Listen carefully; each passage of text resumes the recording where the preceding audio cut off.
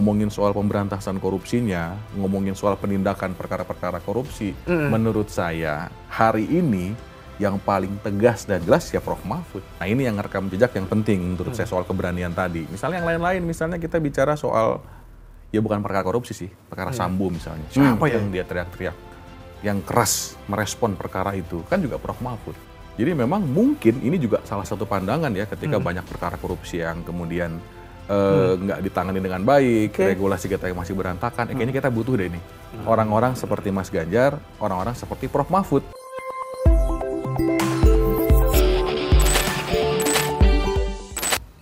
Open Table, Selamat datang.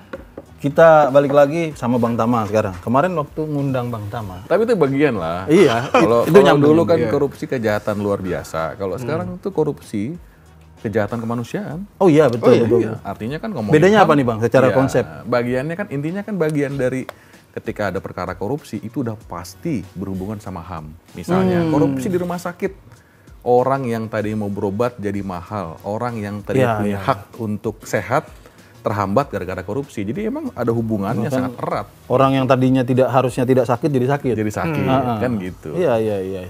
Nah Bang, kita ini sebetulnya manggil Bang Tama itu gara-gara gosip kita berdua kemarin. Ini semenjak Bang Tama nggak di ICW, indeks persepsi korupsi itu kok Indonesia itu turun gitu loh. gitu loh. Iya faktornya banyak sih. Apa kurang kenceng gitu kemudian kan ngingetinnya. Tapi iya. berhubungan sih. Iya. Ya kan apalagi kayaknya skornya bakal makin turun lagi nih. Oh iya? Kan ketua KPK kita Oh tersangka. iya. Oh iya benar. Terus kemudian MK yang ngurusin undang-undang juga udah kena apa namanya? Bypass lah. Iya, sanksi berat dan kira-kira begitu. Jadi kan. turunnya Sampai dipecat. Jadi indikatornya udah jelas. Iya, ini dua lembaga hukum kena sliding gitu kan ibaratnya ya. ini kok negara mau ngikutin MU. Blunder terus. Aduh repot ini kita. Tapi Bang gini, nah ini kan Bang Tama kan di TPN Ganjar Mahfud. Jadi kalau kita ngelihat ini, kita ingat dulu lah dari awal ketika kita Pak Jokowi ini salah satunya sering diglorifikasi sebagai tokoh yang bersih, anti korupsi dan lain sebagainya. It's okay, kita sampai sekarang tidak mempersoalkan itu, tapi di era kepemimpinan dia kemudian indeks persepsi korupsi turun terus belakangan ini. Iya. Ini kan dulu kita senang sekali ngomong soal anti korupsi itu, kayaknya kita bersemangat sekali. Sekarang kok makin lama makin adem gitu. Apalagi ditambah setelah kemudian undang-undang KPK yang baru gitu, yang terakhir itu kan bikin KPK itu udah kayak ASN lah, jadi nggak berkutik dan lain sebagainya. Nah kalau kita menariknya punya pasangan calon Ganjar dan Mahfud MD. Dua-duanya ini dilihat sebagai kedua sosok yang bersih. Pak Ganjar memang track recordnya bersih, Pak Mahfud bukan cuma track recordnya bersih, tapi juga dia memang ini kayaknya dia punya dendam pribadi dalam tanda kutip ya. Kayaknya punya ini pribadi sama ini korupsi, tindakan korupsi dan lain sebagainya Pak Mahfud ini. Tapi rencananya apa Bang? Dua orang ini kalau misalnya mereka terpilih, sebab gini lah ya, kita berkaca dari kasus Presiden Jokowi lah. Kita anggap ya sampai sekarang dia tokoh yang bersih misalnya. Tapi itu tidak berefek pada pemerintahannya. Pemerintahannya belum tentu mencerminkan itu gitu. Nah, ini kan dua orang yang punya catatan bersih, apakah nanti ada jaminan juga ketika mereka jadi presiden dan wakil presiden kemudian tercermin dari pemerintahan yang bersih gitu. Terus ini juga kan Pak Mahfud ini sekampung sama Pak Artijo. Artijo, pendekar juga. Pendekar anti korupsi juga nih gitu. Kira-kira kan akhirnya kita ada hope lah. Ada hope. Bisa jadi nih sekampung sama-sama keras kayak Pak Artijo. Itu gimana? Iya, kalau kita lihat kan memang Pak Jokowi ini dia dianggap bersih ya. Kemudian dia nggak punya perkara korupsi, kontroversinya soal korupsi juga sangat minim. Tapi kan yang kemudian bicara soal pemberantasan korupsi itu nggak cukup bersih aja. Ya dia butuh yang namanya keberanian dan yang paling penting dia butuh yang namanya rekam jejak. Nah pada saat dia jadi pemimpin, ada nggak rekam jejak yang dia bikin soal pemberantasan korupsi? Nah ini yang kemudian kita harus lihat ke belakang. Nah ini yang mungkin ya kenapa kemudian penyebab IPK-nya makin turun. Kalau dari 2015 ya ini yang paling jelek ya sekarang ini. Paling bawah dia angkanya. Kayak MU lah pokoknya. Era siapa nih MU-nya? Iya tadi soal rekam jejak kan. Nah kalau bicara soal rekam jejak ya tentu ngomongin soal pemberantasan korupsinya, ngomongin soal penindakan perkara-perkara korupsi, menurut saya hari ini yang paling tegas dan jelas ya Prof. Mahfud. Misalnya ketika KPK aja mengumumkan Menteri Pertanian sebagai tersangka, dia ragu-ragu kan?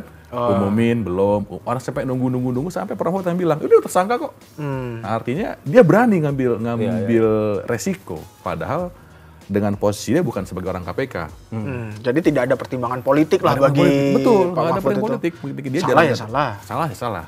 Nah ini yang rekam jejak yang penting menurut saya soal keberanian tadi. Misalnya yang lain-lain, misalnya kita bicara soal, ya bukan perkara korupsi sih, perkara Sambo misalnya. Siapa yang dia teriak-teriak, yang keras merespon perkara itu? Kan juga Prof Mahfud. Iya. Atau perkara misalnya Pajak kemarin waktu itu. ya pajak, ya kan, yang ribut dalam tanda kutip di 300 DPR. sekian triliun. Ya itu kan juga Prof Mahfud. Dan sekarang berjalan, banyak yang ditangkapin tuh. Iya. Dari ujung. Nah itu kan ngomongin rekam jejak. Ada yang dia torehkan di sana. Yang lain misalnya seperti apa? Indosuria, memang bukan perkara korupsi. Tapi kerugiannya bos, 106 triliun. Iya. Terus warga atau masyarakat yang langsung rugi gara-gara perkara itu 23.000. Nah itu kalau nggak Prof Mahfud yang bolak-balik ngasih pernyataan sikap, dukungan, manggilin untuk koordinasi penegakan hukum, itu nggak jalan. Sama ini yang baru aja di-spill Prof Mahfud juga. Apa tuh? Kasus Asabri. Betul. Diancam Jenderal Bintang 3, dibalikin. Itu juga sama. Iya. Itu kan juga nggak mungkin perkara itu jalan kalau Prof Mahfud tidak manggil pejabat-pejabat yang di lingkungan itu. Dalam konteks pelaksanaan, ini ada temuan nih, dipanggillah panglimanya, dipanggillah yang lain-lain. Ini kan ada mitigasi yang dilakukan untuk memberantas korupsi itu. Nah itu ngomongin rekam jejak. Dan hari ini kita uji dari semua pasangan yang menurut saya paling firm soal begitu-begituan, ya Prof Mahfud. Artinya gini, kalau kemarin itu pasca Pak Ganjar itu menilai penegakan hukum di era Jokowi 5, terus orang ngebalikin nih pada nyerang soal, lah kan Pak Mahfud di situ, artinya itu sudah tidak terbukti. Justru kita bisa bilang dong, kalau nggak ada Pak Mahfud mungkin menjadi 3 gitu. Menurut saya yang bikin 5 itu Prof Mahfud. Kalau nggak ada dia, bisa 3 atau 4. Ini saya bicara sama teman-teman masyarakat sipil ya. Ini Mas Ganjar terlalu baik nih, ngasih skor 5 itu. Kalau ngomongin fakta yang hari ini terjadi, gimana ngejelasin ada pimpinan KPK tersangka?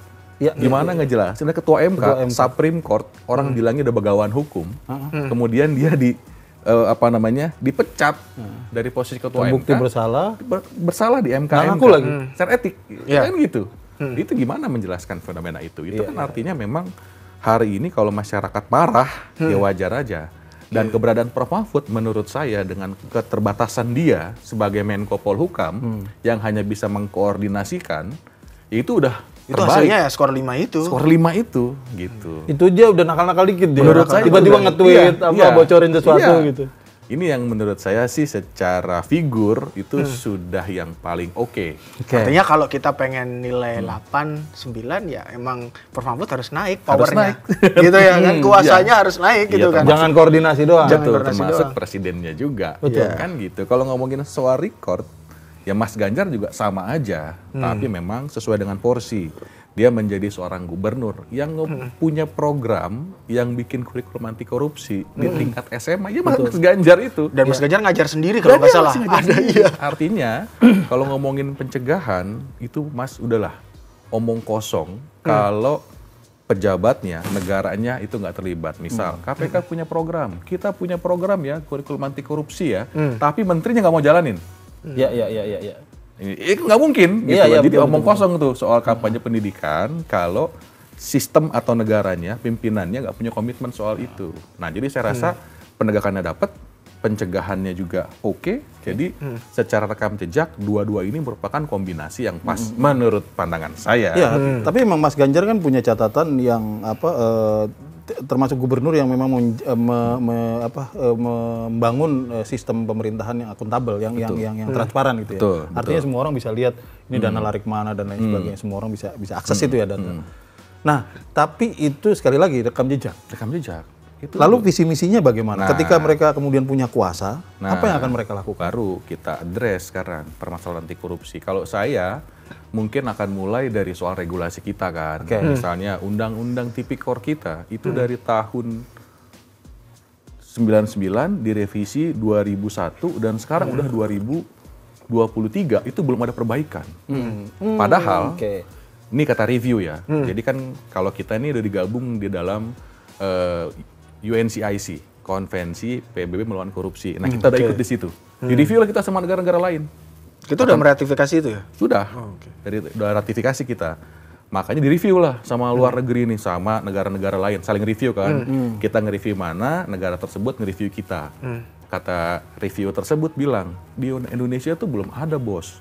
Misalnya undang-undang korupsi yang ngatur soal perdagangan pengaruh atau trade influence. Nggak ada. Ada misalnya soal illicit enrichment. Ada pejabat yang kayaknya nggak wajar. Orang kalau di Australia ada istilah namanya unexplained wealth. Jadi kalau kekayaannya nggak dijelaskan tuh. Dihitung gajinya berapa. Gajinya 10 juta ya, tapi punyanya macam-macam. Nah, di kita itu belum menjadi rumusan delik.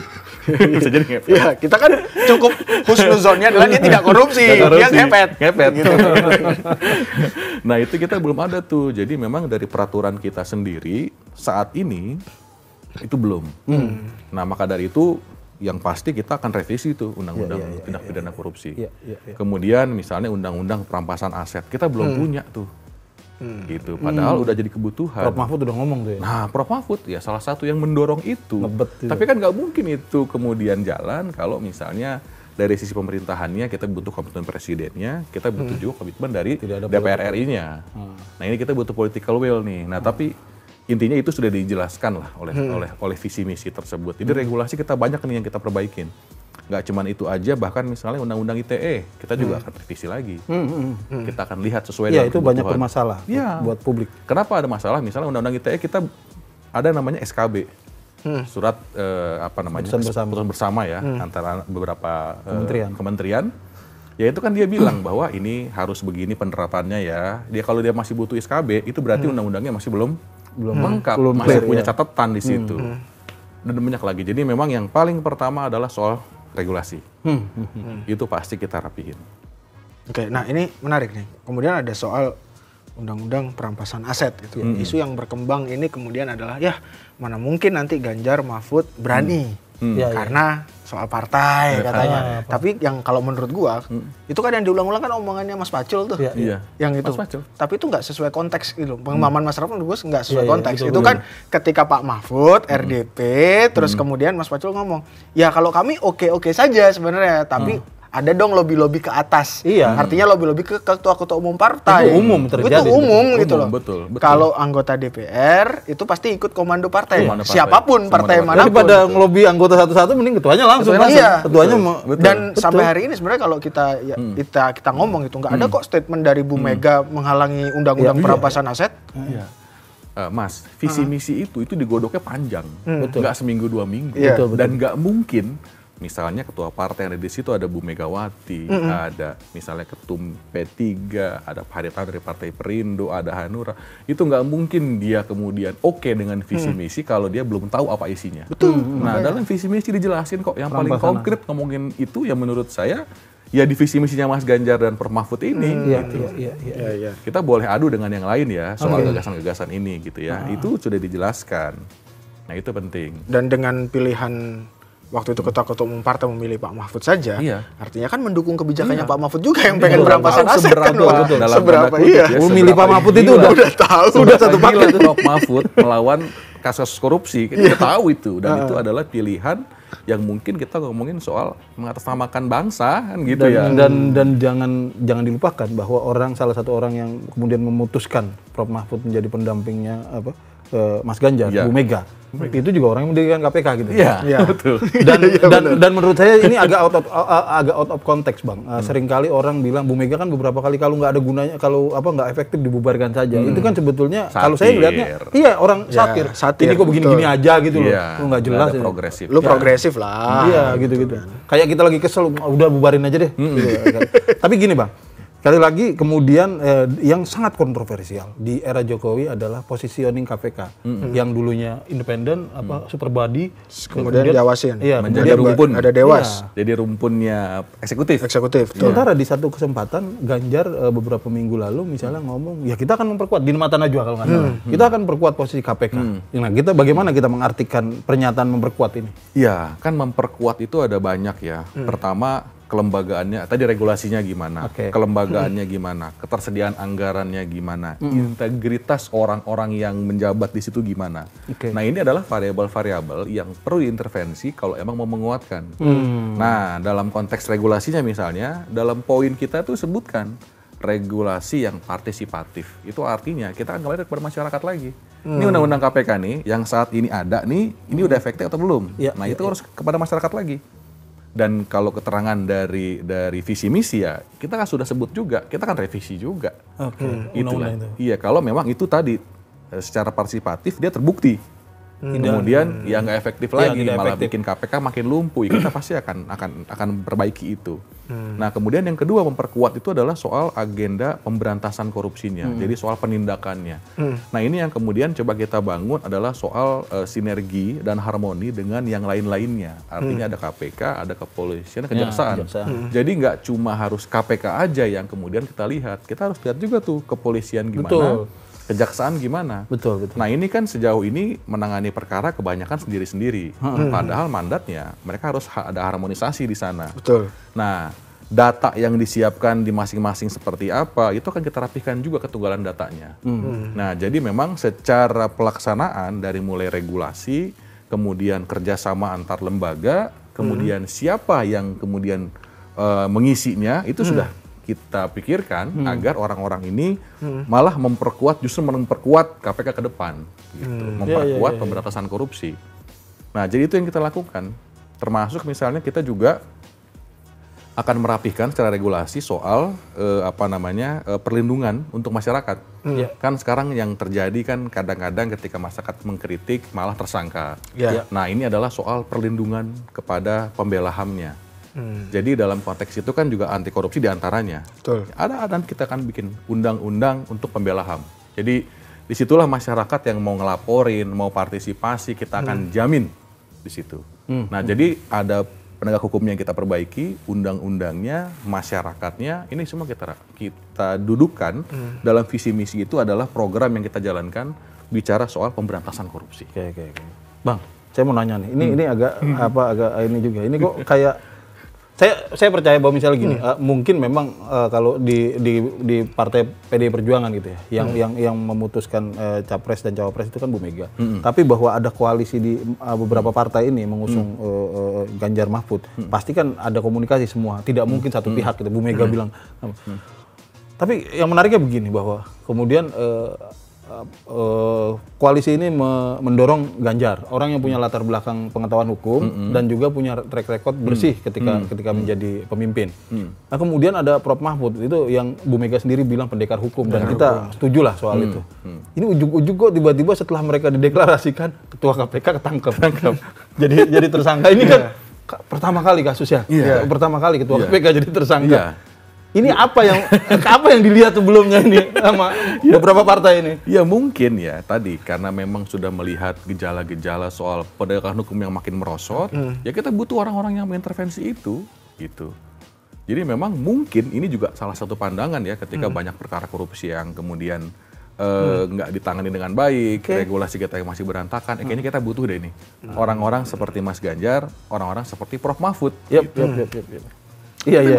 Kalau gue sih berpikir kayak gini, Mas. Gue sempat lah mikir kayak gini. Kalau ini kan presiden kita tuh kebanyakan insinyur ya. Dan itu membuat bahwa Indonesia, kalau menurut gue dari sejak kemerdekaan sampai 78 tahun ini emang butuh pembangunan. Tapi kemudian pembangunan itu ketika sudah terjadi harus dijaga. Cara menjaganya adalah memperkuat konstitusinya, hukumnya. Jadi memang sebenarnya kontekstual gitu loh. Hari ini dipimpin orang hukum gitu. Dan kalau saya juga melihatnya begini, Mas. Jadi kalau kita lihat soal investasi misalnya, kenapa kemudian orang ragu ke Indonesia buat investasi? Yaitu karena tadi soal kepastian hukumnya. Ini yang meleset. Jadi kalau ada yang bilang ini pemberantasan korupsi gara-gara nangkap-nangkapin orang mulu, nih orang nggak mau investasi, enggak juga. Saya rasa sebalik. Ya misalnya kita cerita soal Elon Musk, ya. Kenapa dia nggak ke Indonesia? Ya karena kita nggak gabung dalam OECD itu kan. Nah di OECD itu punya standar hukum, standar soal integritas dan segala macam itu yang ketat. Gitu. Nah kita nggak punya itu, maka dari itu pindah ke tempat lain. Nah jadi saya ingin bilang bahwa ya kita butuh ada kestabilan politik, butuh ada kestabilan secara hukum, kepastian hukum, ya agar tadi orang mau investasi ke kita. Nah kalau misalnya kita masih belum kuat di isu hukumnya, maka investasi yang akan masuk ya pasti hanya mungkin dari China aja, gitu ya. Nah di luar daripada itu, misalnya seperti Eropa, dari Amerika, ya pasti akan ragu-ragu buat masuk ke sini. Nah jadi saya rasa banyak lah ya, bukan hanya soal gimana nangkap-nangkapin orang, tapi soal bagaimana memulihkan kepercayaan masyarakat luar kepada Indonesia. Saya rasa itu poin penting. Tapi itu emang ini sih, ya kayak ada temen lah. Dia buka toko gitu, baru buka toko. Ini baru, inilah kasus lokal kan. Baru buka toko, hari pertama ada yang datang, mintain. Pungli itu aja udah repot banget gitu. Iya. Pas udah mau ngurus izin segala macam, kok panjang lagi gitu kan, bocor kemana-mana kayak gitu-gitu kan. Ini karena tidak ada kepastian gitu, perlindungan soal hukumnya gitu kan. Makanya di visi misinya Mas Ganjar dan Prof Mahfud itu ada 3 pilar dasar. Jadi itu wajib terpenuhi dulu. Yang pertama soal ketersediaan anggaran atau pelipat gandaan anggaran. Kita harus punya anggaran dulu, Bos. Baru kita bisa bilang program ini jalan, ini nggak jalan, ini nggak mungkin. Jadi anggaran dulu. Nah yang kedua, fiskalnya dihitung betul dulu ya. Betul. Jadi misalnya kalau ada yang bilang kita pengen misalnya bikin jalanan semuanya se-Indonesia, kan berapa anggarannya? Nah itu makanya kemudian program visi misi yang Mas Ganjar dan Prof Mahfud tawarkan, dia visible karena tadi kita lihat anggaran fiskalnya. Yang kedua pemberantasan korupsi. Jadi kalau orang dia masukkan agenda pemberantasan korupsi dalam visi misi, Mas Ganjar dan Prof Mahfud enggak, dia taruh itu sebagai pondasi. Yang ketiga itu soal digitalisasi birokrasi tadi, buat menjawab soal kalau bikin ngurus perizinan kok jadi mahal, kok ada pungli, ya karena tadi kan semuanya itu enggak terdigitalisasi. Nah, ke depan itu akan jadi program kita. Jadi programnya 3 itu dulu kuat, baru kita ngomongin yang lain-lain. Itu apa istilahnya, gaspol ya? Gaspol. Tapi inilah ya, saya ada joke gini, Gus Dur dulu, Bang. Gus Dur itu ceritanya ketika dia jadi presiden, kedatangan tamu negara Paraguay atau apa yang tidak ada lautnya. Terus salah satu ini tamunya itu Menteri Kelautan. Anda negara nggak punya laut kok punya Menteri Kelautan. Punya Menteri Kelautan. Kenapa heran? Indonesia nggak punya hukum, kok ada Menteri Hukum. Tapi Gus Dur juga orang yang kemudian menemukan Pak Prof Mahfud. Yang mengangkat Prof Mahfud dari lokal, dari Jogja kalau tidak salah, terus jadi Menteri Pertahanan. Jadi Menteri. Yang betul sekali. Dia dengernya pertanahan ya. Pertanahan. Artinya ini dan kita selama ini ngelihat Prof Mahfud pernah di MK, pernah di kementerian, yudikat di legislatif juga pernah, dan semuanya sukses. Punya rekaman terobosan ya. Bukan cuma sukses, bandel. Dan gue tuh baru baca-baca ya, kalau gue kemudian Indonesia itu ketika Pak Mahfud jadi Menteri Pertahanan, itu kan dalam kondisi di embargo ya senjata. Pasca reformasi itu. Nah, sedangkan senjata kita itu sebelumnya kan beli ke Amerika mulu. Terus tiba-tiba kita bisa dapat akses dari Rusia beli Sukhoi, itu kan di tahun-tahunnya Pak Mahfud. Dan itu baru. Betul. Bukan barang second bukan gitu. Barang second. Bukan barang bekas. Baru gitu. Paling kami nitip ini, Bang. Pengalaman yang sekarang. Misalnya